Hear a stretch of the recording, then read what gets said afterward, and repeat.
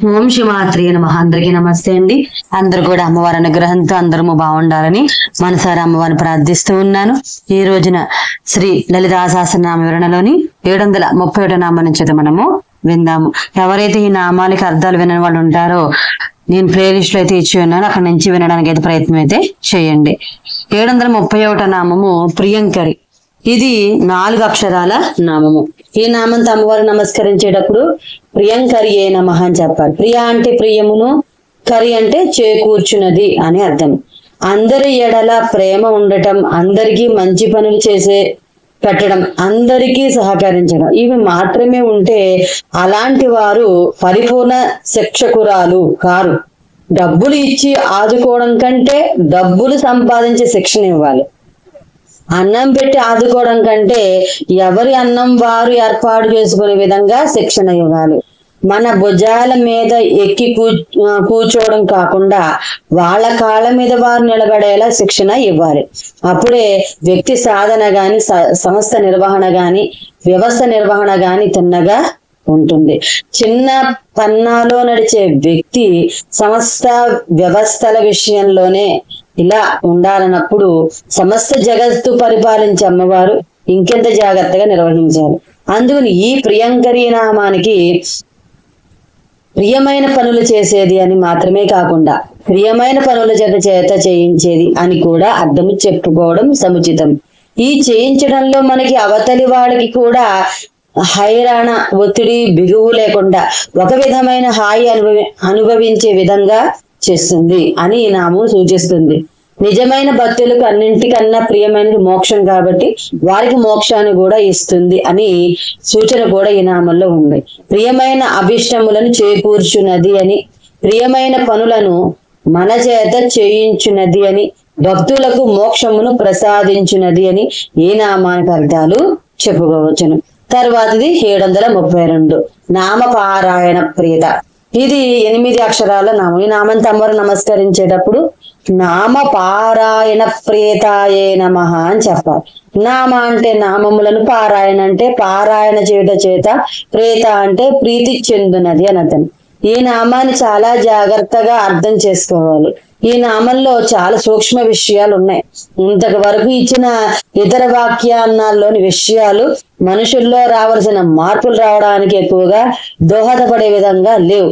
ఇటువంటి చోట్ల తప్పనిసరిగా అటువంటి మార్పులు వచ్చే విధంగా వివరణ చెప్పితే బాగుంటుందనే ఉద్దేశంతోనే ఈ వివరణ పద్ధతిని వీలైనంత వరకు ప్రత్యేకించి సాధనా మార్గంలో ఉండే వారికి ఉపయోగపడే విధంగానే ఇంతకు పూర్వం నామాల వివరణలు వ్రాయడము జరిగిందనమాట. ప్రస్తుత నామ వివరణలో ముందు కూడా వచ్చి అదే విధంగా రాయడం జరుగుతుందని ఈ వివరణ అయితే చెప్తూ ఉన్నారనమాట. మామూలుగా అయితే ఈ నామానికి ఈ స్తోత్రంలో చెప్పిన అమ్మవారి నామాన్ని పారాయణ చేస్తే అమ్మవారు బాగా ప్రీతి చెందుతుంది, దాంతో మనకు కావలసినవి చేకూరుస్తుంది అని అర్థం చెప్పాలి. అన్ని స్తోత్రాల్లోనూ ఫలశ్రుతిగా ఇదే విధంగా ఈ స్తోత్రం చదివినా, విన్నా, వినిపించిన పఠేత్ శృణు యాదపి ఎన్నో లాభాలు, ఉపయోగాలు చేకూరుతాయి అని తప్పనిసరిగా చెప్పడం జరుగుతుంది. మరి ఇక్కడ కూడా అలాగే చెప్పే బాగుంటుంది అనుకుని ఇష్టపడేవారు అలాంటి అర్థాన్ని తీసుకోని అంటున్నారు. అంతేకాదు ఈ విషయం నిర్ధారణగా చేసుకునేందుకు నామర్చయంతువా మావా విద్యాం జపతువా నవా కీర్తయన్ నామ సాహస్రం ఇదం మత్ప్రీతయే సదా అనే శ్లోకాన్ని కూడా ఉదాహరించుకోవచ్చును. నన్ను పూజించినా, నా మంత్రాలు చదివినా, జపించకపోయినా నా సంతోషం కోసం ఈ సహస్రనామ స్తోత్రం ఎప్పుడూ పారాయణ చెయ్యండి అని పై శ్లోకానికి అర్థం అన్నమాట. ఈ పారాయణ చేసేందుకు కూడా ఎన్నో రకాల పద్ధతులు విశ్లేషించి ఇచ్చారు. ఆ పద్ధతుల్లో చెప్పిన ప్రకారం కూడా చేసుకోవచ్చును. కానీ సాధనా మార్గంలో ఉండే వారిని ఉద్దేశించి ఇక ముందు చెప్పే వివరణ కూడా చదివి ఆచరణలో పెట్టడానికి ప్రయత్నించండి. అసలు నామపారాయణ ప్రియత నామంలోని పారాయణ అంటే ఏమిటో చెప్పకుండా మిగతావి ఎన్ని కుప్పలు తెప్పలు చెప్పిన ఔచిత్యం దెబ్బతింటుంది. పారం అంటే అవతలి ఒడ్డు అని అర్థం. అయనం అంటే దాని చేరు మార్గం అని అర్థం. ఈ రెండు అర్థాలను బట్టి పారాయణం అంటే అవతలి ఒడ్డుకు చేరు మార్గము అని అర్థం వస్తుంది. ఒడ్డు అంటే ఏంటి? మన నిత్య జీవన యోగ సాధనలు చేరవలసిన లక్ష్యం లేదా ధ్యేయమే అవతలి ఒడ్డు. దీన్ని మోక్షం అని చెప్పుకుంటే బాగుంటుందని అనుకునే వాళ్ళు మోక్షం అని చెప్పుకోవచ్చు. అయితే అవతలి ఒడ్డు దూరమా అంటే దూరం ఏమీ కాదు. మన చుట్టూ తయారు చేసుకున్నది ఎంత అవరోధంగా ఉంటే అంత దూరంలో యువతలి ఒడ్డు ఉంటుంది. ఈ యువతలి ఒడ్డు ఉంటుంది. కొందరికి వారి చుట్టూ అవరోధాలు ఉండేవి ఏమీ లేవనుకోండి, అలాంటి వారు ఆ ఒడ్డు వద్దనే ఉంటారు. అంటే అవతలి ఒడ్డు సూచించే మోక్ష స్థితిలోనే ఉంటారు. మోక్ష విద్యను నియమ నిబంధనలతో బిగిస్తే అది బంధమే. ఈ సృష్టిలో తాను క్రీడగా ఆడుతూ ఇంకొకరితో కూడా ఆడుకోగలగడమే మోక్షం. వాక్యంలోని పదాలకు ఒకదానికి సంబంధం ఎలా ఉంటుందో అలాగే జగత్తులో మనుషులందరూ ఉంటారని తెలిస్తే ఆ స్థితి ఆనందాన్ని ఇస్తుంది. ఆ ఆనందమే మోక్షం. భగవంతుడు ఉచ్చరించిన ఒక మహాకావ్యము ఈ సృష్టి శోకామయత బహుశ్యం ప్రజాయేతి అని తైత్రీయులు చెప్పిన వాక్యము లాంటిది ఈ వాక్యం అనుకోవచ్చును. అయితే ఆ వాక్యంలోని అక్షరాలు పదాలే మనము మన కుటుంబాలను సృష్టికి మోక్షానికి ఈ విధమైన ఉపమానాలు చెప్పుకున్నప్పుడు నామపారాయణ ప్రేత అన్న ప్రస్తుత నామానికి ఈ క్రింది విధంగా అర్థం చెప్పుకోవాలి. ప్రపంచంలో ఎవరెవరిని ఏ పేర్లతో పిలుస్తూ ఉన్నా మాట్లాడుతూ ఉన్నా ఆ పేర్లను అమ్మవారివే అనుకుని వారి రూపాల్లో అమ్మవారిని వ్యక్తమవుతూ మన ఎదురుగా తారసిల్లుతోందని ఆవిడ యొక్క ఆ వివిధ రూపాలతోనే మన జన్మ కాలమంతా మాట్లాడుతున్నామని అనుకునే విధంగా మన ప్రవర్తన ఉంటే అమ్మవారు ప్రీతి చెందుతుంది అని ఈ నామానికి అర్థాలు చెప్పుకుంటే బాగుంటుంది. ఈ విధమైన మన ప్రవర్తన చూసి అవతలి ఒడ్డుచే సృష్టించబడే మోక్షాన్ని అమ్మవారు మన దగ్గరకు చేయడంలో సంతోషిస్తుంది. నామ పారాయణకు ప్రీతి చెందునది అని ఈ నామానికి అర్థము. ఎవరి నామములను ఉచ్చరించినను అవి అన్నీ అమ్మవారి నామములుగానే ఎంచి పారాయణము చేయవారి ఎడ ప్రీతి చెందునది అని ఈ నామానికి అర్థాలు చెప్పుకోవచ్చు. తర్వాత 733 నామము నంది విద్య. ఇది 4 అక్షరాల నామం. ఈ నామంతో అమ్మవారు నమస్కరించేటప్పుడు నంది విద్యాయే నమః అని చెప్పారు. నంది అంటే నందీశ్వరు నుంచే ఉచ్చరింపబడిన, విద్య అంటే విద్యారూపిణి. ఆనందాన్ని పొందించే వాటిలో నంది విద్య ఒకటి. ఈ శ్రీ విద్యకు సంబంధించిన భాను విద్య, చంద్ర విద్య లాంటిది ఇది కూడా. ఆనందాన్ని కలుగు చేసేది కాబట్టి దీన్ని ఆనంద విద్య అని కూడా అంటారు. తాళము, లయ, ఛందస్సు, స్వరము, శృతి, రంగ ప్రసాదనం తెర ఎత్తగానే రంగస్థలం అని గుర్తు రాకుండా ఉండేందుకు చేసే మార్పులు, కూర్పులు, ఏర్పాటు, ఆహార్యము, అంగికము, వాచికము, సాత్వికము మొదలైన వాటితో పాటు పాత్రలు చెప్పవలసిన సంభాషణాదులు, సంపాదకత్వం, దర్శకత్వం మొదలైనవన్నీ కలిసి ఉండేదాన్ని నంది విద్య అంటారు. నటరాజు చేత నందీశ్వరాజులకు నర్తావసాన కాలంలో ఈ నంది విద్య ఉపదేశింపబడింది. నందీశ్వరునిచే ఉద్యోగపడిన విద్యా స్వరూపము అని ఈ నామానికి అర్థం. తర్వాత 734 నటేశ్వరి. ఇది 4 అక్షరాల నామం. ఈ నామంతో అమ్మవారు నమస్కరించేటప్పుడు నటేశ్వరియే నమః అని చెప్పాలి. నట అంటే నటించుటకు, ఈశ్వరి అంటే ప్రపంచాదినాథురాలు అని అర్థం. కర్తవ్యము నిర్వహించడం అన్న దానికి అర్థం ఏటో నటము అన్న పదానికి అదే అర్థం. అయితే ఇది నటన కాదు, నటనకి తేడా ఉంటుంది. ధర్మోత్తర జీవితంలో నడిచేవాడు చేసే పనులు నటన క్రిందకు వస్తాయి. కేవలం స్వార్థపరతత్వంతో జీవితంలో చేసే పనులు వేసే వేషాలు నట క్రిందకు వస్తాయి. అందరి వ్యక్తుల ద్వారా అమ్మవారు ఈ జగన్నాటకంలో నటిస్తూ ఉంటుంది. నాటకాల్లో కోపమును అభినయించుట, బాధను అభినయించుట, ఆనందమును అభినయించుట ఇత్యాదులు ఉంటాయి. ఇవన్నీ ఆ పాత్రధారి నిర్వహించవలసిన కర్తవ్యములే. ఆ విధంగా అభినయించే వాణ్ణి నటేశ్వరుడు అంటారు. ఈ అభినయం మళ్ళీ 2 రకాలు. తాండవం ఇది అయ్యవారు చేసేది, లాస్యం అమ్మవారు చేసేది. ప్రపంచ సృష్ట్యన్ముఖ లాస్యకాయై సమస్త సంహార తాండవాయ అన్నారు ఆదిశంకర్లు అర్ధనారీశ్వర స్తోత్రంలో. ఈ తాండవం చేస్తున్నప్పుడే అన్ని జంతువుల కంఠధ్వనులు పుట్టాయి. అవే మహేశ్వర స్తోత్రాలయ్యాయి. ఈ స్తోత్రాలే తర్వాత వివిధ అచ్చులు హల్లులతో రూపొందించబడిన అక్షర సమన్వయ మాయయ్య. అవతల నటుడు కోపాన్ని అభినయిస్తుంటే మనకు కోపం వచ్చినప్పుడు మనలో ఏం జరుగుతుందో ఎదురుగా అభినయించే ఆ నటుని మనం చూడొచ్చు. అలాగే ఈ విధంగా మనలో జరిగేవి అన్ని మనం తెలుసుకోలేనప్పుడు తెలుసుకునేందుకు ఉపయోగపడేవే అభినయాదులన్నీ ఈ అభినయంలో ఆవేశ స్థాయి నుండి స్ఫూర్తి స్థాయికి ప్రేక్షకుడు లేదా శ్రోత ఎదగడం జరుగుతుంది. నటన ప్రక్రియకు ఈశ్వరి అని వ్యక్తులందరి ద్వారా జగన్నాటకంలో నటించు ప్రధాన సూత్రధారి నామానికి అర్థాలు చెప్పుకోవచ్చు. తర్వాత 735 మిథ్యా జగదిష్టాన. ఇది 8 అక్షరాల నామం. ఈ నామంతో అమ్మవారు నమస్కరించేటప్పుడు మిథ్యా జగదిష్టానాయ నమః అని చెప్పాలి. మిథ్య అంటే మిథ్యాభూతమైన జగత్తుకు, అధిష్టాన అంటే అధిష్టాన కారణంగా ఉన్నది అని అర్థం.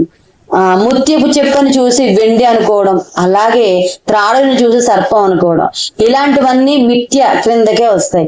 వెండి అనుకోవడానికి ముత్యపు చెప్పు అధిష్టాన కారణం అవుతుంది. అలాగే పాము అనుకోవడానికి త్రాడు అధిష్టాన కారణం అవుతుంది.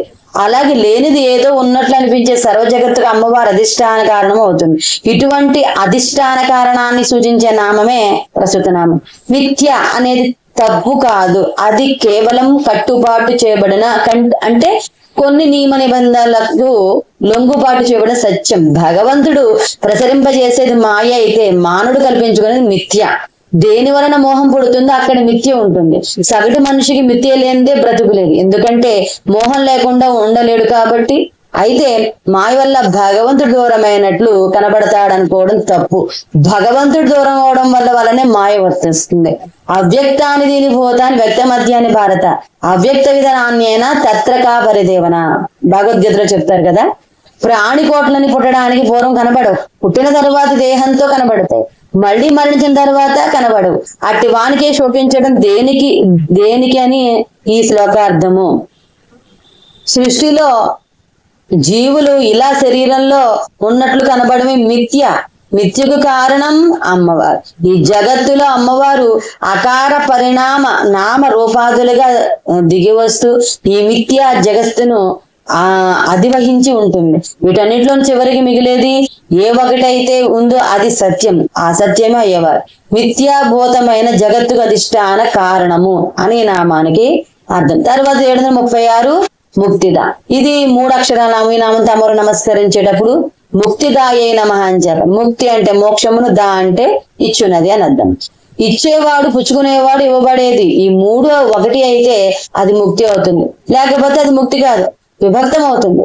శివస్వరూపాలైన జీవులందరికీ ఒకళ్ళు పార్వతుల్లాగా అంటే అమ్మవారిలాగా కనబడితే ఆ స్థితిని పరాకాష్ఠ భక్తి అంటారు. ఈ భక్తి కలవారికి అమ్మవారు ముక్తినిస్తుంది. రాసలీలలో కూడా ఇంతే. అక్కడ వాస్తవానికి కృష్ణుడు ఉండడు, ప్రతి గోపికకు ఎదురుగా ఉండి గోపిక కృష్ణుడిగా కనిపిస్తుంది.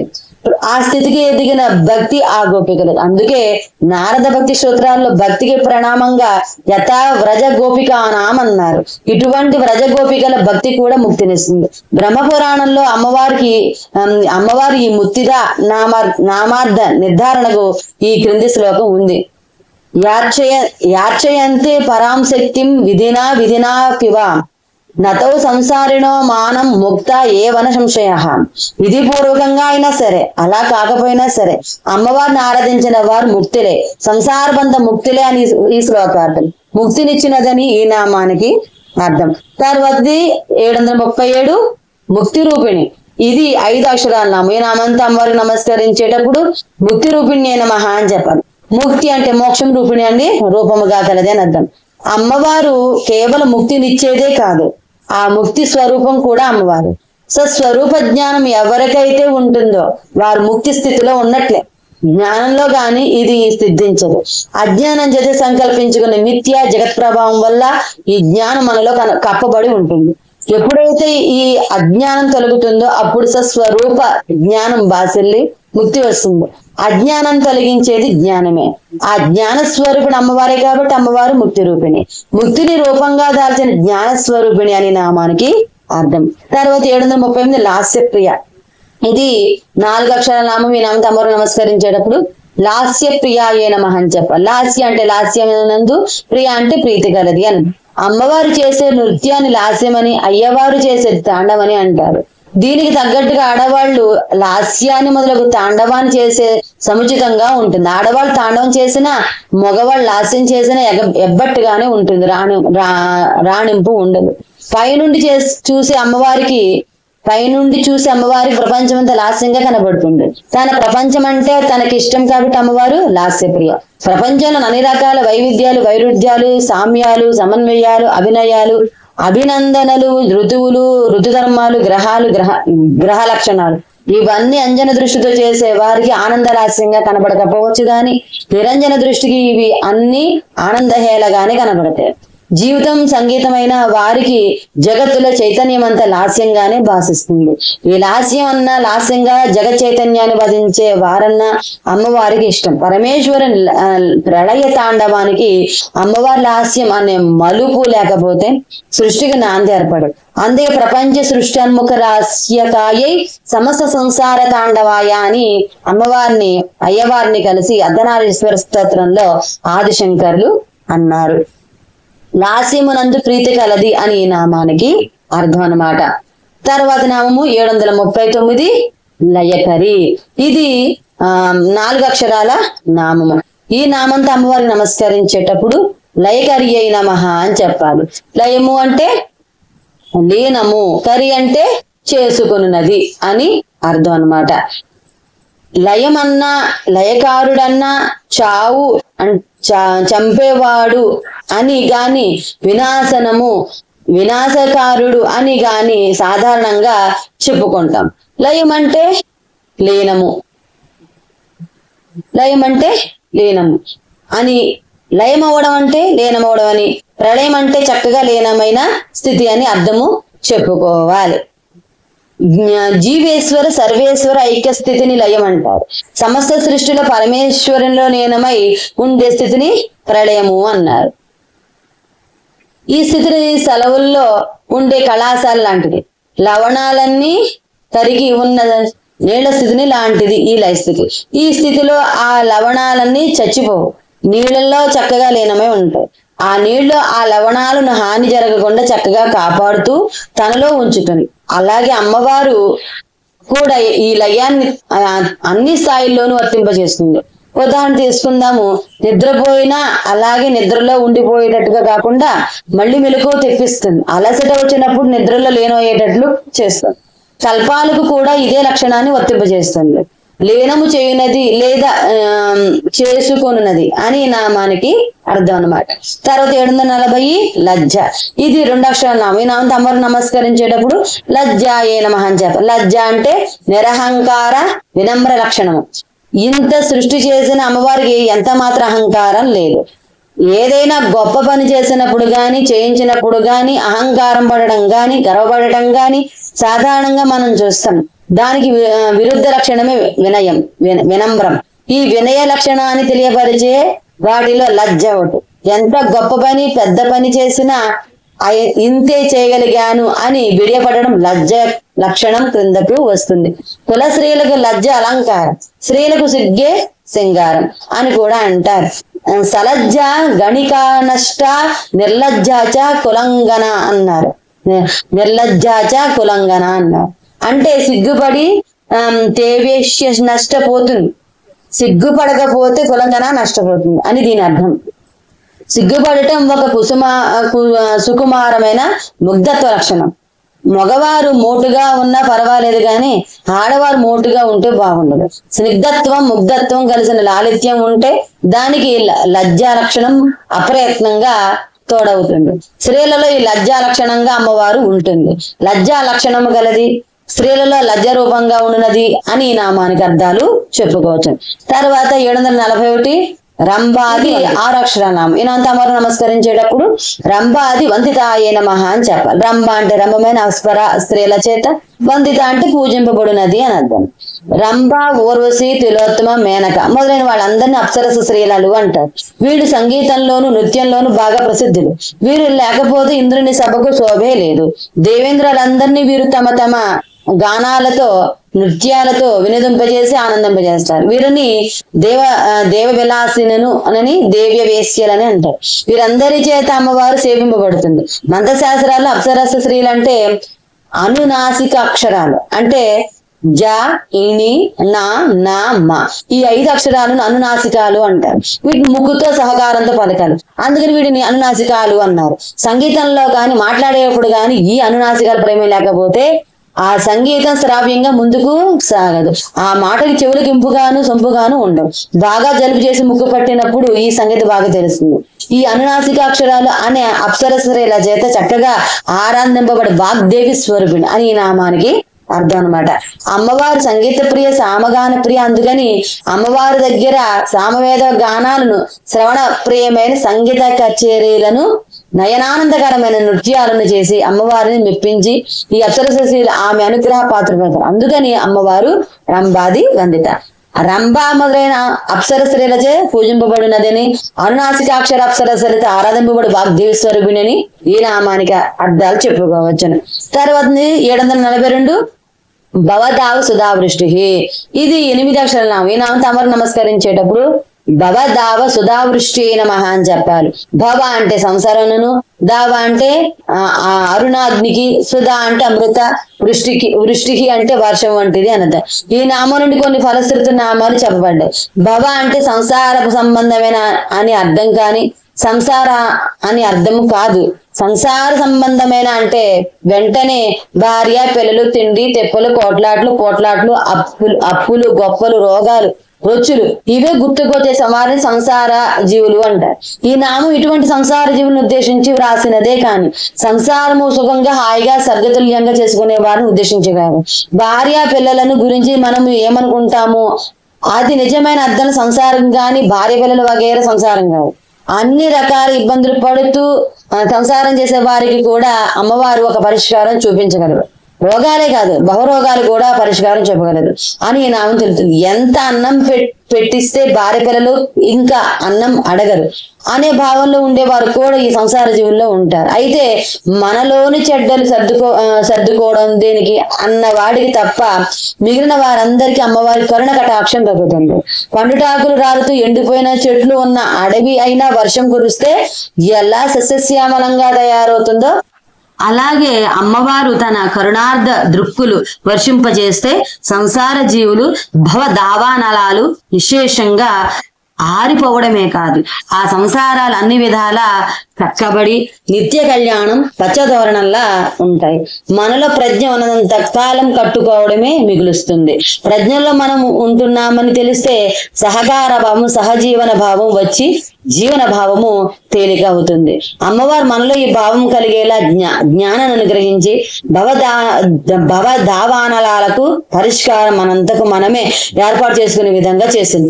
అప్పుడు మన సంసారాగ్నులకు అమృత వర్షం కురిసి శీతలోపచారం జరిగినట్లు అవుతుంది. అందుకని అమ్మవారు భవదావ సృధావృష్టి, సంసారం అనే అరణ్యాగ్నులకు అమృత వర్షము వంటిది అని ఈ నామానికి అర్థము చెప్పుకోవచ్చును. తర్వాత 743 పాపారణ్య దవానల. ఇది 8 అక్షరాల నామం. ఈ నామంతో అమ్మవారు నమస్కరించేటప్పుడు పాపారణ్య దవానలాయే నమః అని చెప్పారు. పాపమనడి అరణ్య అంటే అరణ్యములకు, దవానల అంటే కారు చిచ్చు వంటిది అని అర్థం. ఎవరైనా పాపాల మీద పాపాలు గుట్టలుగా చేసి వాటి మధ్యలో సతమతమవుతూ తేముల్చుకుని బయటపడలేక అష్టకష్టాలు పడుతూ ఉంటే అలాంటి వారి పాపాలను ఒకదానితో ఒకటి పెనవేసుకుపోయి గుబురుగా ఒత్తుగా గుంపులుగా ఉండే మహావృక్షాలతో చీమలు దూరలేని కాకులు వ్రాలని అరణ్యంతో పోల్చవచ్చు. ఇలాంటి పాపారణ్యాన్ని దహించి వేసి వారిని ముక్తులను చేయడంలో అమ్మవారు కారు చిచ్చు లాంటిది. ఒక్కొక్కసారి ఈ కారు చిచ్చు అంటుకుంటే అరణ్యాన్ని అంతా విశేషంగా సమూలంగా నిర్మూలిస్తుంది. ఇటువంటి వారి పట్ల అమ్మవారి అనుగ్రహం ఉంటే పాపి ఉండి పాపాలు మాడిపోతాయి, లేకపోతే పాపితో సహా మాడిపోతాయి. అయితే ప్రలోభం వల్ల పాపం జరిగితే అమ్మవారు రక్షించి శిక్షణ ఇస్తుంది. ప్రయత్నం వల్ల పాపం జరిగితే అమ్మవారు శిక్షించి రక్షిస్తుంది. పాపాలనే అరణ్యానికి కారుచుచ్చు లాంటిది అని ఈ నామానికి అర్థం. తర్వాత 744 దౌర్భాగ్యతోల వాతుల. ఇది 8 అక్షరాల నామం. ఈ నామంతో అమ్మవారికి నమస్కరించేటప్పుడు దౌర్భాగ్యతూల వాతూలాయే నమః అని చెప్పాలి. దౌర్భాగ్య అంటే దౌర్భాగ్యం అనేది తూల అంటే దూది రాశికి, వాతూల గాలి దుమారం లాంటిది అని అర్థం. దౌర్భాగ్యం అనేది ఆధ్యాత్మిక క్యాన్సర్ లాంటి ఆధ్యాత్మిక క్యాన్సర్ వ్యాధి లాంటిది. ఇలాంటి క్యాన్సర్ కేసులు రెంటిని నయం చేస్తే చాలు. 1000 టైఫాయిడ్ కేసులు నయం చేయడం కంటే దౌర్భాగ్యులు దురదృష్టం వల్ల వస్తాయి. వాతుళ్ళడంటే వాయుదేవుడు. ఈ వాయుదేవుడు మహాపర్వతాలను కూడా పెళ్లగించి ఎగిరిపోయేటట్టు చేయగలడు.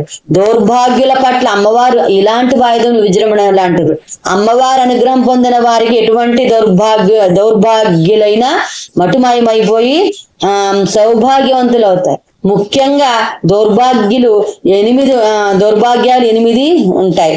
ఆ అష్ట దౌర్భాగ్యాలు మనము తర్వాత చెప్పుకుందాం. దౌర్భాగ్యాలని దూది పింజ రాశికి గాలి దుమారం వంటిది అని ఈ నామానికి అర్థము చెప్పుకోవచ్చును. తర్వాతది 745 జరాద్వాంత రవిప్రభ.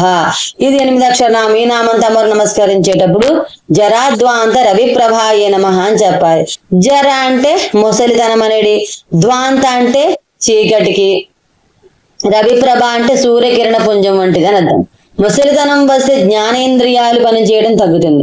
ఉదాహరణకు ముసలితనం వస్తే 5 గంటలకి చీకటి పడినట్లు ఉంటుంది. అలాగే ఇతరమైన జ్ఞానేంద్రియాల విషయాలు కూడా ఈ జ్ఞానేంద్రియాలు పనిచేయకపోవడంతో వారికి జీవితం అంధకారప్రాయంగా ఉంటుంది.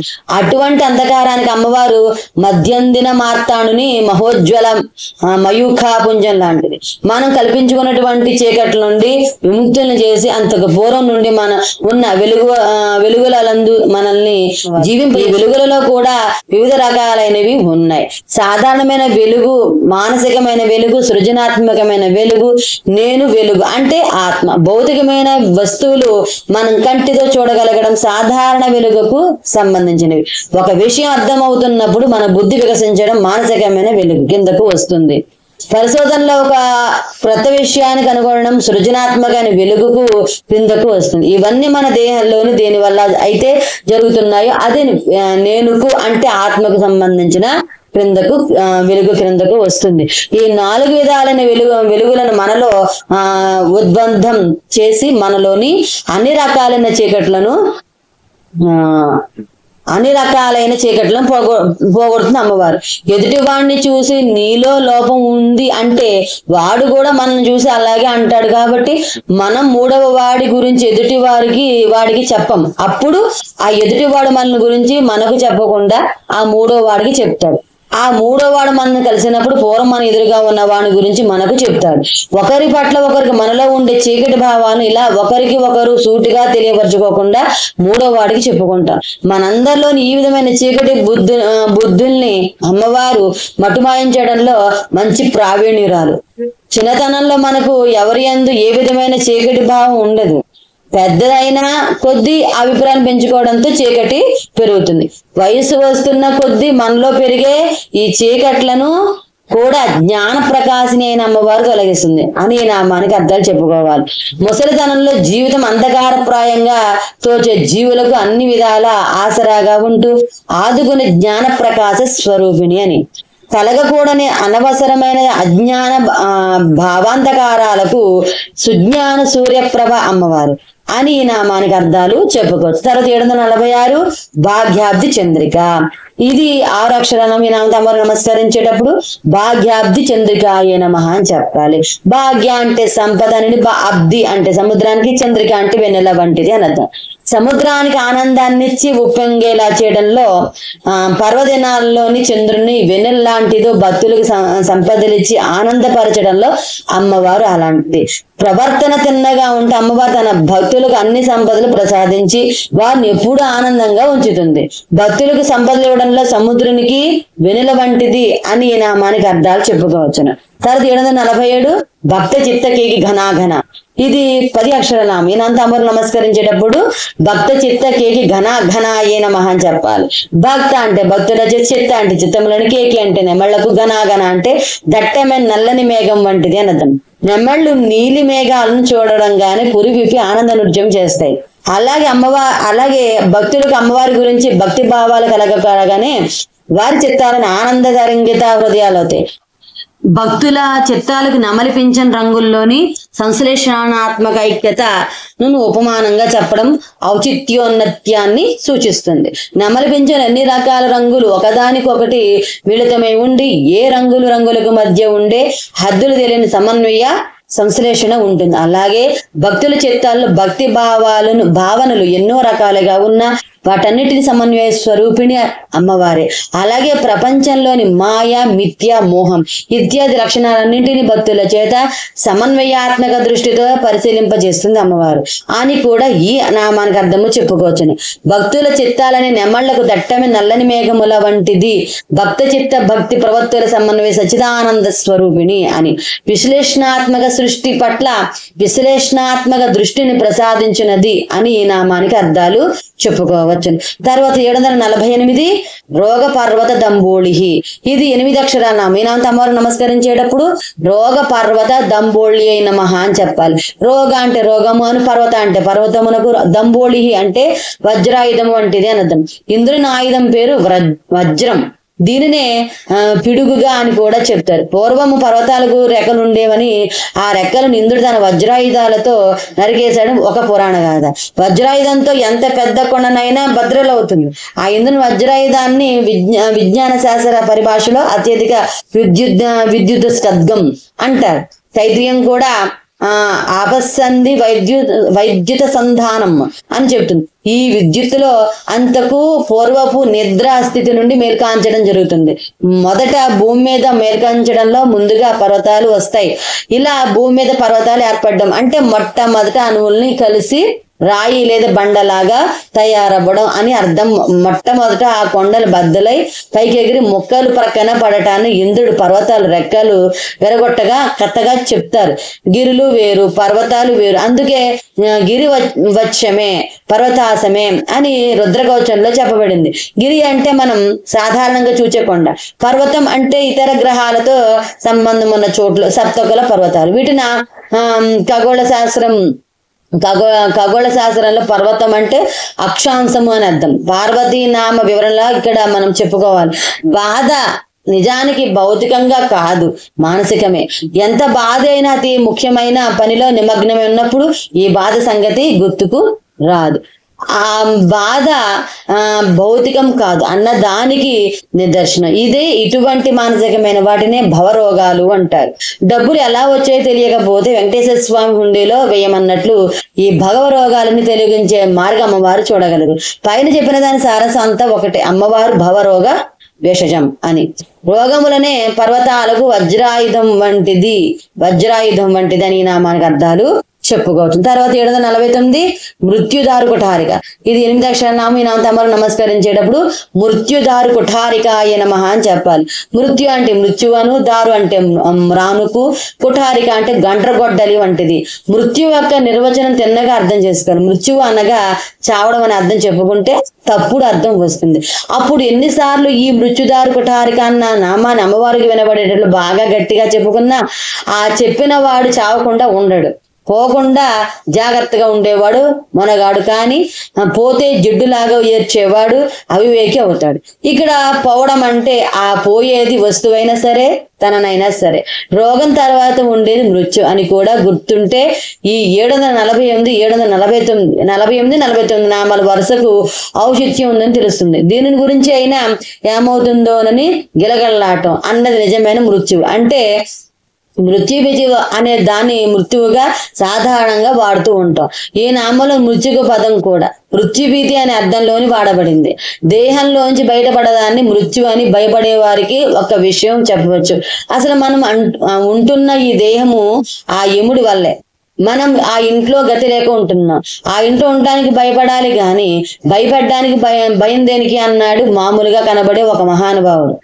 గిరగిరలాడి మృత్యుభీతి గొడ్డలి పెట్టు వంటిది అని నామానికి అర్థం.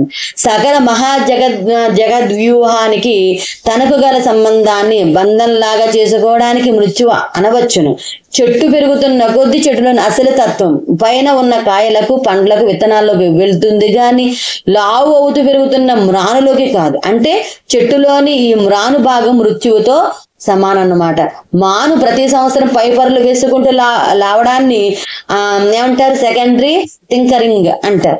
ఈ మ్రాను వాస్తవానికి వంశం పెరగడానికి దోహదపడుతుంది, కానీ వృక్ష వంశం పెరగడానికి తోడ్పడదు. ఇది మన కుర్చీలకు, బల్లలకు, తలుపులకు ఉపయోగపడేది మాత్రమే. అయితే ఇది ఒకరి కోసం ఇంకొకరు అనే సూత్రానికి సంబంధించడానికి ఉదాహరణగా చెప్పుకోవడానికి మాత్రం పనికి వస్తుంది. మానవులుగా ఈ మృత్యువు యొక్క అసలైన నిర్వచనాన్ని చెప్పుకోకుండా, దాని గురించి అవగాహన కలగకుండా మానవులమని చెప్పుకోవడం అంత సమంజసం కాదు అనిపిస్తుంది. అయితే దిలీప్ కుమార్ మృత్యు అంటే ఏంటి, ఎలా ఉంటుంది అని అడిగితే, చావక మునుపు ఆ చావు అంటే మన మనసులో కలిగి చెప్పుకునే అభిప్రాయాల సముదాయాన్ని మృత్యువు అంటాడు అన్నాడు రవీంద్రనాథ్ ఠాగూర్. యముడు మృత్యు దేవతకు సలహాలు ఇచ్చట, నువ్వు మానవ జాతి మనసులో చోటు చేసుకుని ఉండు అని. అన్ని జాతుల వారిలో మానవునికి ఒక్కొక్కరికి ఈ మృత్యు గురించి భయం అని ఈ వాక్యానికి అర్థం అన్నమాట. మృత్యుదేవత అప్పుడు యముడితో అయితే చోటు చేసుకోవడం ఎలా అని అడిగితే, మృత్యువు నువ్వు గురించిన అభిప్రాయాల్లో నువ్వుంటే చోటు చేసుకోవడం అదే వీలవుతుంది అన్నాడు యముడు. మృత్యువుపై మనకు ఉండే అభిప్రాయము అనే మ్రానుకు గండగొడ్డలి వంటిదని ఈ నామానికి అర్థం అనమాట. భవదావ సుధావృష్టి పాపాలనే దవాన దౌర్భాగ్యతుల వాదుల జరాద్వాంత రవిప్రభ భాగ్యాబ్ది చంద్రిక భక్త చిత్తకి గనాగన రోగ పర్వంత దమ్ముడి మృత్యుదారు కుటారిక. ఈ 8 నామాలు మనకి 3వ భాగంలో మనం చెప్పుకుంటున్నాం కదా, ఫలశ్రుతి నామాలుగా గ్రహించవచ్చు. ఈ 8 నామాలను జాగ్రత్తగా పరిశీలిస్తే ఈ నామాల్లో అమ్మవారు వరుసగా సుధావృష్టి, దవానలం, వాతూలం, రవిప్రభ, చంద్రిక, ఘనాగన, కొఠారికతో పోల్చబడింది. అంటే గంటగొడ్డ, కొఠారిక అంటే గంటగొడ్డలి, ఘనాగన అంటే మేఘము, చంద్రిక తర్వాత సుధావృష్టి అంటే ఆపస్సు, దవానలం అంటే అగ్ని, వాతూలం అంటే గాలి, రవిప్రభ అంటే వెలుగు, చంద్రిక అంటే వెన్నెల అన్నమాట. వీటిలో మొదటి 3 పంచభూతాలను ఆపస్ స్టేజెస్ వాయువుని సూచిస్తే, వెలుగు, వెన్నెల ఆకాశం నుంచి మనకు వస్తాయి కాబట్టి, మేఘం ఆకాశాన్ని ఉండేది కాబట్టి అవి ఆకాశాన్ని సూచిస్తాయి. గంటగొడ్డ దృఢంగా ఉండే పృథివిని సూచిస్తుంది. పంచభూతాత్మకమైన దేహము గల జీవికి ఈ విధంగా పంచభూతాలు ఉపమానాలతోనే పోల్చబడిన అమ్మవారు అవసరమైన సమయాల్లో ఆదుకుని అండగా ఉంటుంది అనే అర్థం కూడా ఈ నామాల్లో నిగూఢంగా ఉందని అర్థం చేసుకోవాలి. అంటే ఈ నామాల్లో వేసిన ఉపమానాలన్నీ కూడా చాలా సార్థకమైనవి అన్నమాట. ఈ చివరి నామాల్లో మృత్యువు గురించి చెప్పుకునేటప్పుడు మోక్షం గురించి, మన కర్తవ్యం గురించి కూడా మనము ఇక్కడ చెప్పుకోవడం సమంజసంగా ఉంటుంది. మోక్షం అంటే చిక్కు తీసుకోవడం అని అర్థం చెప్పుకోవచ్చును. అసలు చిక్కులేని వాడు ఉంటే చిక్కులేని వాడితో మోక్షం గురించి చెప్తానుండు అనే అర్థము లేదు. రామసరి నోటికి కాలదోషం ఉంటుంది, కానీ కల్పానికి కాలదోషము ఉండదు. ఇంకొక సంకల్పం పుట్టేంత వరకు మనం ద్వారా జరగవలసినవి ఏమైనా ఉంటే దాన్ని చేసుకుంటూ పోవాలి, అంతేగాని అది జరగలేదు, ఇది జరగలేదు, అలాంటి వాటితో సతమతం అవ్వకూడదు. మృషానా దంసకృయాత్ అన్నారు. మృషానా దంసకృయాత్ అన్నారు అంటే పనికి రాని కబులతో కాలాన్ని వృధా చేయకు అని అర్థం. కాబట్టి అయితే నిజంగా మృత్యు ఉంటుందా అంటే అమ్మవారి నామస్మరణ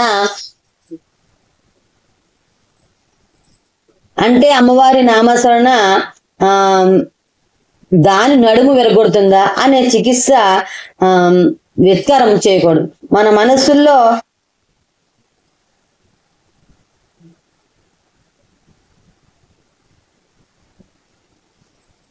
మనస్సుల్లో ఆ మృత్యు అంటే ఉన్న చచ్చు భయాలను తొలగించి మెచ్చుకునే పనులను మన చేత హెచ్చుగా చేయిస్తూ మన మనఃస్థాయిని హెచ్చిస్తూ మనకు అచ్చి వచ్చేదే అమ్మవారు అని గ్రహించాలి.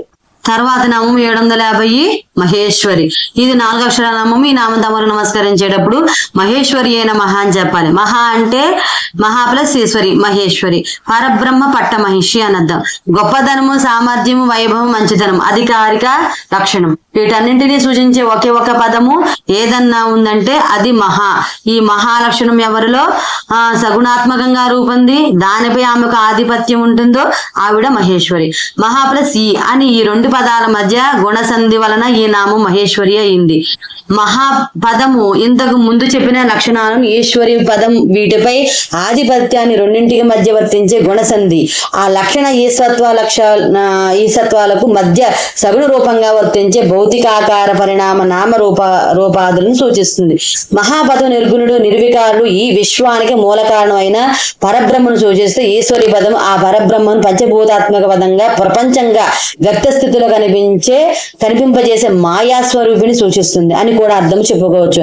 మాయాంతు ప్రకృతి విద్య మాయినంతు మహేశ్వరం. ఇంకా అర్థం ఏంటంటే చెప్పుకోవాలంటే ఉనికికి కారణము మహేశ్వరుడైతే ఆ కారణం యొక్క స్థిరమైన రూపం మహేశ్వరి. అంటే ఈయన భౌతికంగా ఉండాలంటే ఆవిడ ఉండాల్సిందే, ఇంకో మార్గం లేదు, అవకాశము లేదు. అందుకే ఆయన మహేశ్వరుడైతే ఆవిడ మహేశ్వరి. పరబ్రహ్మ పట్ట మనిషి అని ఈ నామానికి అర్థం. తర్వాత 751 మహాకాళి. ఇది 4 అక్షరాల నామం. ఈ నామం నమస్కరించేటప్పుడు మహాకాళ్యే నమః అని చెప్పాలి. మహా అంటే పరబ్రహ్మ సూచక పదం, కాళి అంటే కాల సూచక పదం. మహా అంటే పరబ్రహ్మం సూచిస్తే కాళాన్ని సూచిస్తుంది. ఈ రెండింటిని సమన్వయించే లక్షణం కాలదే మహాకాళి.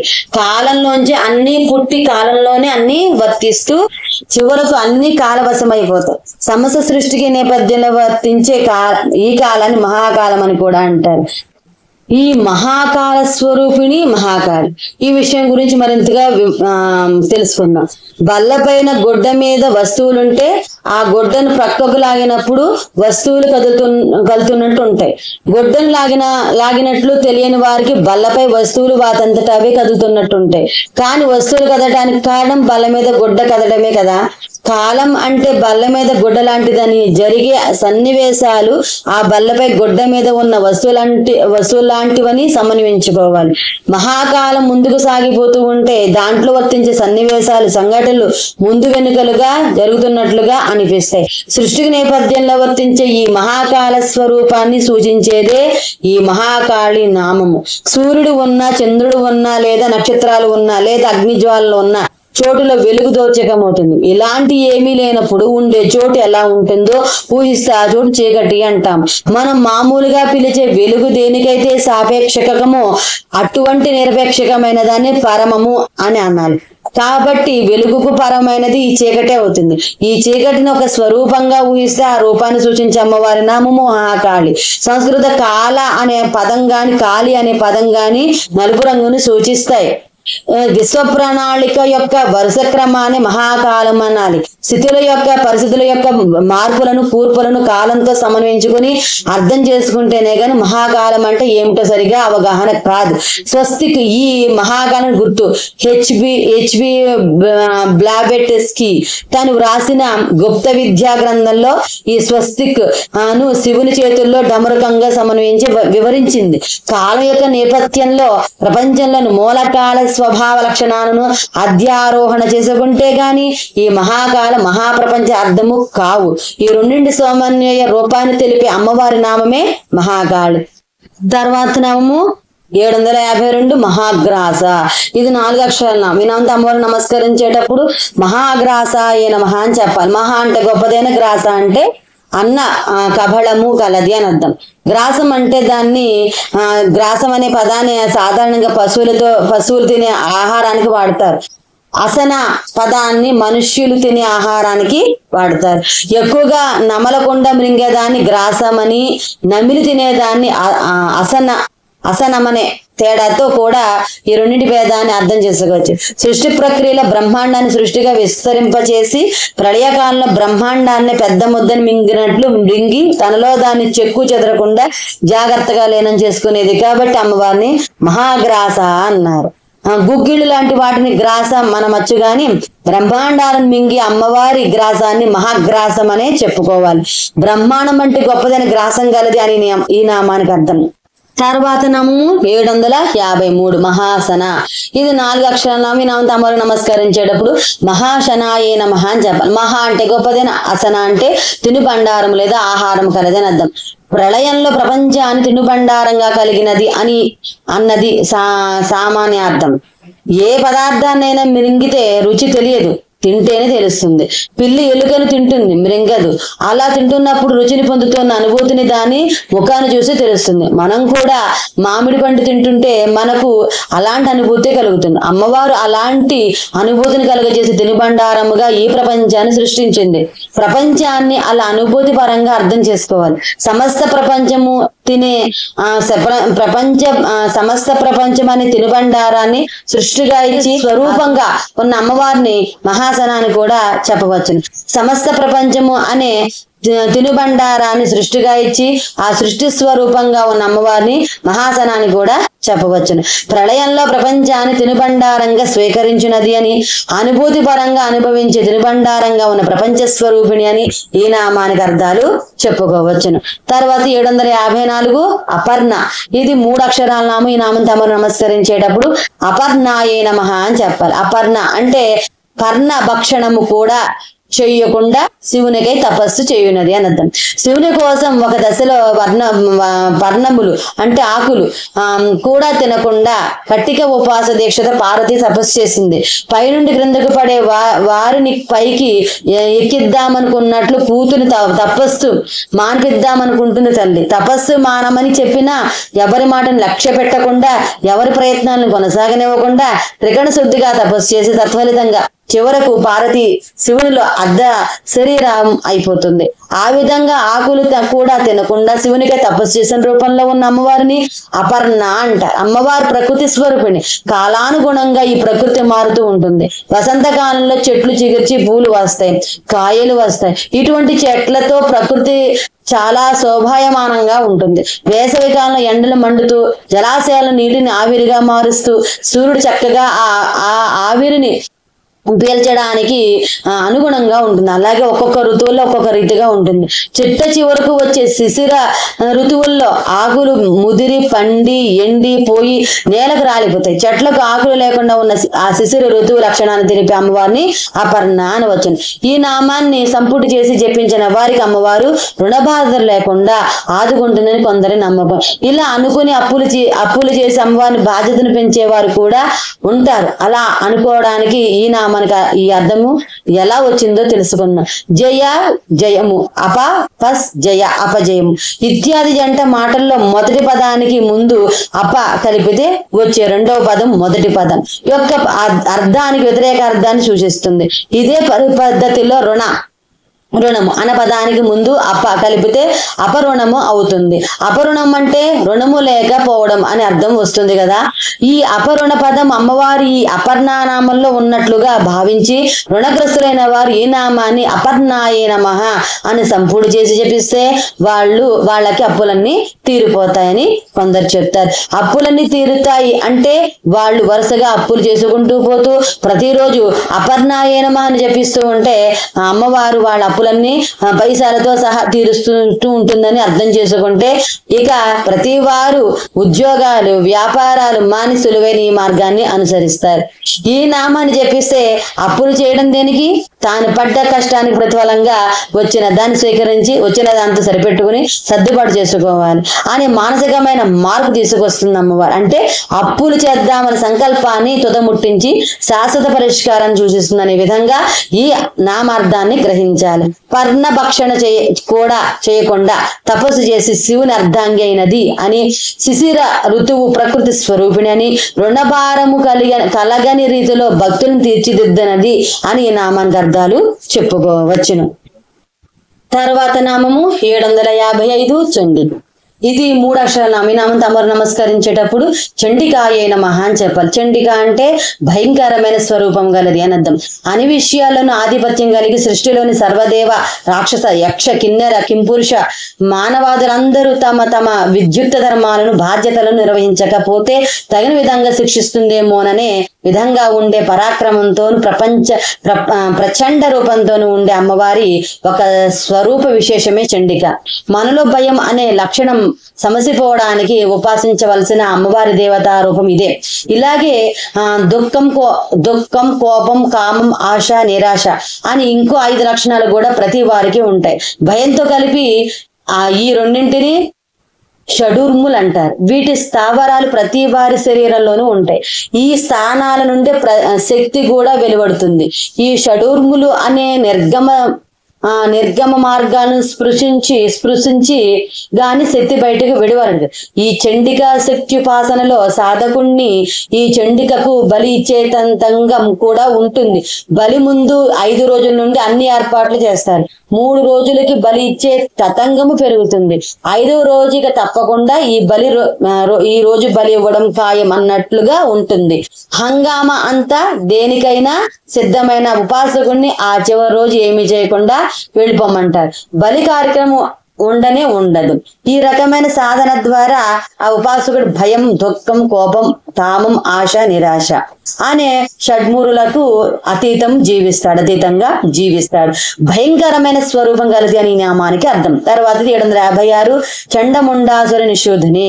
ఇది 10 అక్షర నామం. ఈ నామంతో అమ్మవారికి నమస్కరించేటప్పుడు చండముండాసుర నిషూధిన్యే నమః అని చెప్పాలి. చండ ముండ అంటే చండు ముండులను అను. అసుర అంటే రాక్షసులను, నిషూధిని అంటే సంహరించున్నది అని అర్థం. చండ ప్రచండమైన లేదా భయంకరమైన, ముండ అంటే తల పుర్రె గల, అసుర అంటే రాక్షసులు లేదా రాక్షసులను, నిషూధిని అంటే సంహరించున్నది అని కూడా ఈ నామాన్ని విడదీసి అర్థం చెప్పుకోవచ్చు. మనం క్రిందటి నామంలో షడ్మూరల గురించి చెప్పబడింది. ఈ షడ్మూరలు పురలో ఉండేవే. ఇవి మనిషి పాలిట ప్రచండమైనవే. ప్రచండమైన పుర్రె గల చండముండాసురుడనే రాక్షసుని సంహరించడం అంటే ప్రచండమైన షడూర్ములను మన బొరలోంచి నిర్మూలించడంగా అర్థం చేసుకోవాలి. ఈ షడ్మూరులను నిర్మూలించి అమ్మవారైన చండికను ఉపాసించాలంటే జపించాల్సిన మంత్రము చండముండాయై విచ్చే.